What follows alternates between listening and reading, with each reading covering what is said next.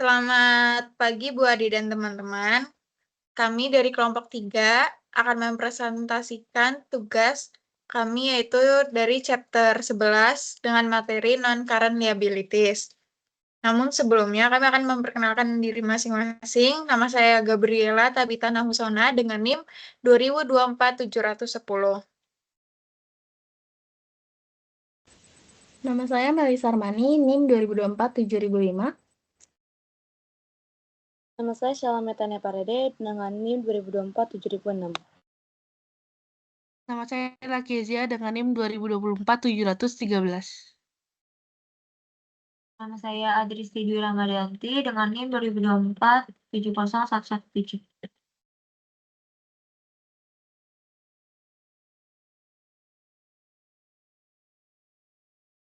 Oke, yang pertama kita akan menjelaskan tentang non-current liabilities, yaitu atau kewajiban tidak lancar. Jadi non-current liabilities ini juga dikenal sebagai kewajiban jangka panjang, adalah kewajiban atau utang perusahaan yang tidak diharapkan untuk dilunasi dalam waktu 1 tahun atau 1 siklus operasi normal perusahaan, di mana yang lebih lama setelah tanggal neraca. Kewajiban ini merupakan sumber pendanaan jangka panjang bagi perusahaan.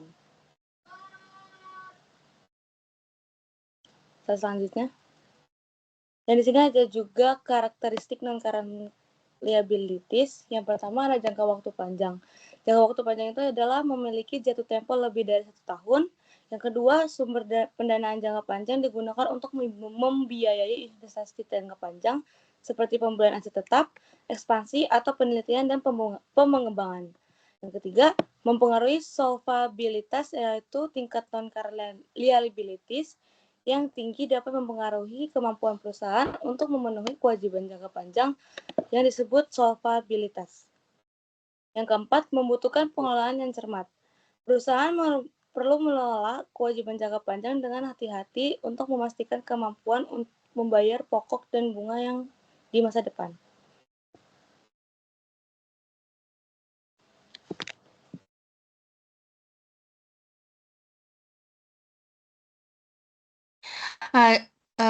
Kita kan bahas tentang jenis-jenis non-current liabilities.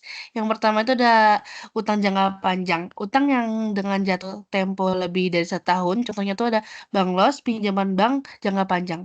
Terus bonds payable, obligasi, surat utang yang diterbitkan perusahaan kepada investor. Yang kedua itu ada lease jangka panjang. Kewajiban timbul dari perjanjian sewa aset dengan jangka waktu sewa lebih dari 1 tahun, terutama untuk finance lease, sewa pembiayaan di mana resiko dan manfaat kepemilikan secara substansial beralih kepada penyewa.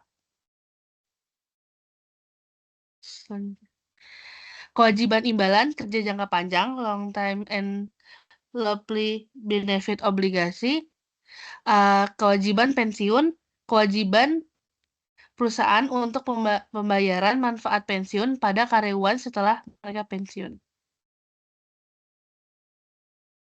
Lalu selanjutnya ada bonds terminologi. Nah, yang pertama itu ada bond sertifikat atau sertifikat obligasi.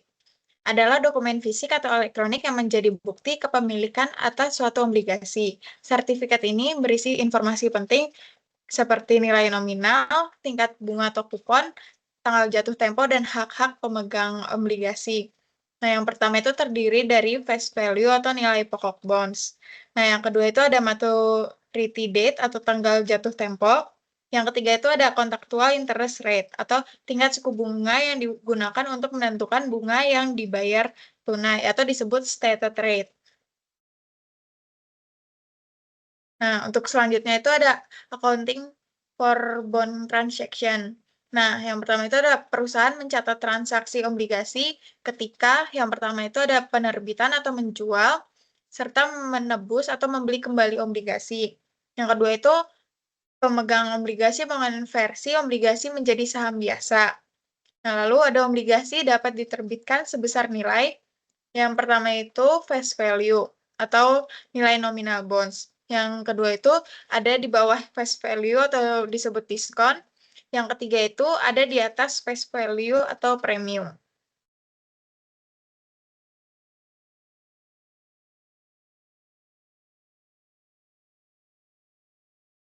Oke, selanjutnya di sini ada contoh soal. Dimana nih contoh soalnya itu dari soal UTS Genap 2023, di mana perusahaannya itu namanya Biko.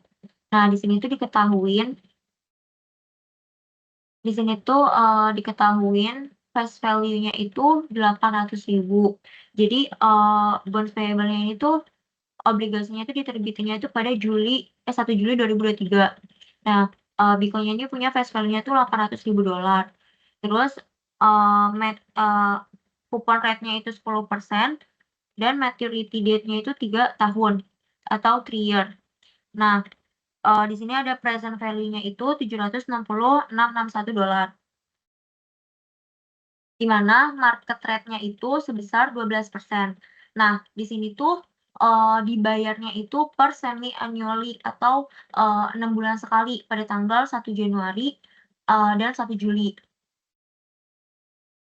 Nah, di sini tuh instructions-nya itu A-nya itu nanti kita bakal bikin tabel amortisasi, terus yang B-nya itu kita bakal jurnal transaksi dari 1 Juli 2023 sampai 1 Juli 2024. Terus juga bagian C itu kita bakal ngejurnal 1 Juli 2025, di mana 1 Juli 2025-nya itu ini kita melunasi 60% dari bonds payable-nya itu. Terus yang D-nya itu kita bakal ngejurnal maturity date atau waktu jatuh temponya. Nah, langsung aja ke yang bagian A. Nah, di sini tadi kan udah diketahuinya itu dari soalnya tadi. Nah, kenapa di sini coupon rate-nya itu 5%, padahal di soal itu 10%, karena ini tuh dibagi 2. Karena kita bayar setahun itu 2 kali atau 6 bulan sekali pada saat tanggal 1 Januari ataupun 1 Januari dan 1 Juli. Nah, begitu pula dengan market rate-nya. Jadi 12%-nya itu dibagi 2 karena kita bayar 2 kali dalam setahun. Nah, di sini termasuknya dalam diskon bonds karena coupon rate-nya itu lebih kecil dari market rate atau coupon rate-nya itu di bawah market rate. 10% itu di bawah 12%. Makanya di sini termasuk ke dalam diskon bonds. Nah, yang kita langsung masuk aja ke yang A, pembahasan yang A. Itu tuh ada tabel amortisasi. Di sini tabelnya itu terdiri dari tabel period, interest paid, interest expense, diskon amortization, sama carrying value. Nah, periode ini ada periode dari periode kita membayarnya per berapa tahun sekalinya itu. Nah, di sini interest paid-nya ada interest paid. Interest rate-nya itu didapatkan dari coupon rate persennya itu dikali dengan face value-nya. Jadi 5% dikali dengan 800.000. Di mana ini tuh udah pasti, interest rate-nya itu udah pasti kayak bunga yang kita bayar dari nilai pokoknya itu, dari face value-nya itu. Nah, di sini ada interest expense, di mana market rate persennya itu dikali dengan carrying value. Kan carrying value-nya kita udah kita ketahui 760.661.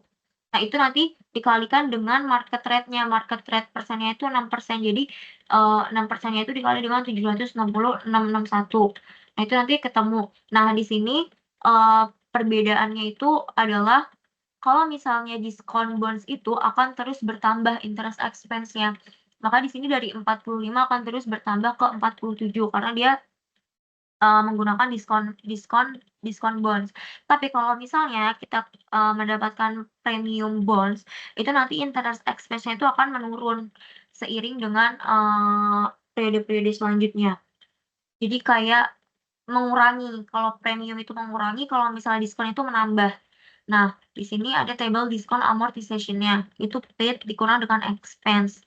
Paid-nya kan tadi udah ketahui 40.000, terus dikurang dengan expense-nya 45.640. Nanti ketemu 5.640.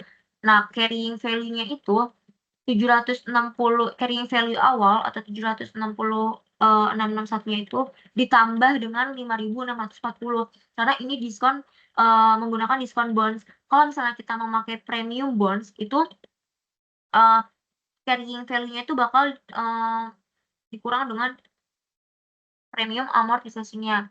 Jadi kalau misalnya kita menggunakan premium bonds itu berarti carrying value awalnya yang 760.661 itu dikurang dengan 5.640, tapi itu kalau menggunakan premium. Nah, karena kita menggunakan diskon, jadi carrying value-nya itu ditambah dengan diskonnya. Nah, itu selanjutnya akan seperti itu sampai periode selanjutnya. Jadi kita terus menghitung. Nah, selanjutnya ini jurnal transaksi 1 Juli 2023 sampai 1 Juli 2024. Nah, 1 Juli itu kan kita menerbitkan kan, nanti kita mendapatkan cash gitu. Maka cash-nya di debit dan bonds payable-nya itu di kredit sebesar nilai carrying value-nya 760.661. Nah, setelah itu pada tanggal 31 Desember 2003 kita tuh kayak adjusting bunganya, kita menutup bunganya. Maka di sini ada jurnal interest expense di debit, bonds payable dan interest payable-nya itu di kredit. Nah, interest expense-nya itu didapat dari mana? Ini tuh didapat dari di table amortisasinya ini. Interest expense-nya kan sebesar 45.640. Nah, di sini di sini interest payable-nya itu dari interest paid-nya ini yang kita bayarkan. Jadi utang bunganya. Ini kan karena kita adjusting bunga, jadi kita akunnya itu kayak utang bunganya kan 40.000. Nah, bonds payable-nya itu dari mana? Itu dari selisih antara interest expense dan interest payable. Nah, selanjutnya tuh ada jurnal 1 Januari 2024. Ini tuh jurnalnya interest payable pada cash, karena pada tanggal 1 Januari ini kan kita ngebayar utang kan, utang bunganya. Makanya interest payable-nya di kredit dan cash-nya di debit. Kebalik, interest payable-nya itu di debit dan cash-nya itu di debit karena kita mengeluarkan duit untuk membayar utang bunganya itu sebesar 40.000. Ini juga didapat dari tabel amortisasinya itu. Nah, selanjutnya ada 1 Juli 2024. Itu di sini akunnya itu ada interest expense pada bonds payable dan cash sebesar itu.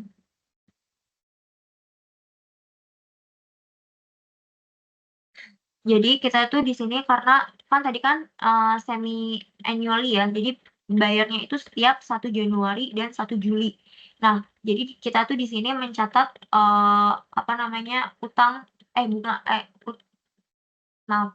beban bunganya. Kita menghapus beban bunganya. Nah, interest expense-nya itu didapat dari tabel amortisasi dan bonds payable-nya itu selisih dari cash dan interest expense. Mohon maaf, ini cash-nya itu jurnalnya senilai 40.000. Itu dari interest rate-nya karena kita kan membayar utang bunga kan. Makanya cash-nya itu berkurang sebesar 40.000. Tapi kita catat sebagai beban bunga. Nah, sebenarnya cara gampangnya itu kalau misalnya kita membayar itu udah pasti cash itu kan berkurang. Nah, kita tinggal mencatat beban bunganya aja, interest expense.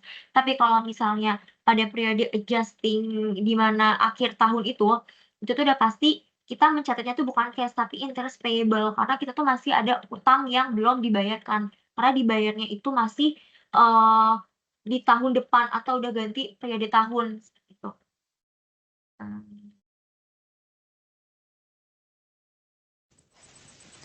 Selanjutnya yang C, kita disuruh buat jurnal pada tanggal 1 Juli 2025. Nah, pada tanggal 1 Juli 2025 itu, Biko nebus 60% obligasinya pada harga 105. Sebelum kita lunasin bonds-nya, kita harus bayar beban bunganya dulu. Jurnalnya itu kayak biasa, interest expense-nya di debit 46.717, itu kalian bisa lihat angkanya dari tabel amortisasi yang bagian interest expense. Terus di kreditnya ada cash 40.000, itu juga dari tabel amortisasi bagian interest paid. Nah, selisihnya itu bonds payable di kredit 6.717, itu juga ada di tabel amortisasi bagian diskon amortisasi. Nah, kalau udah bayar bunga, kita bisa lunasin 60% bonds-nya. Caranya itu, Yang pertama, di debitnya ada akun bonds payable. Angkanya 471.199 dari 785.332 dikali 60%. 785.332 itu dari carrying value di tanggal 1 Juli 2025. Oke, dari situ hasilnya 471.199. Nah, di kreditnya ada cash. Cashnya itu dari 800.000 face value-nya dikali 60%. 60% itu yang mau kita redeem, terus dikali 105%. Karena kita nuker pada saat harganya 105%. Nah, hasilnya itu 504.000. Terus yang D, kita disuruh buat jurnal saat pelunasan. Kayak biasa, sebelum lunasin utang, kita harus bayar bunganya dulu. Akunnya ada interest expense 19.019. Nah, ini dari tabel amortisasi tadi, tapi kita harus kali 40% karena 60%-nya udah dilunasin sebelumnya kan. Terus cash-nya 16.000 dari 40.000 dikali 40%, selisihnya bonds payable di kredit 3.019. Kalau udah bayar bunganya, kita bisa bayar bonds-nya nih. Caranya bonds payable di debit, cash di kredit. Angkanya itu 370.000 didapat dari 800.000 dikali 40%. Kenapa 800.000? Karena saat jatuh tempo, nilai bond sebesar nilai atau sama dengan nilai face value-nya, yaitu 800.000.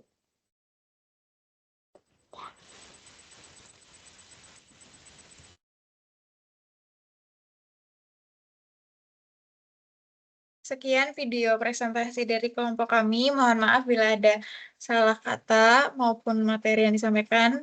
Sekian, terima kasih.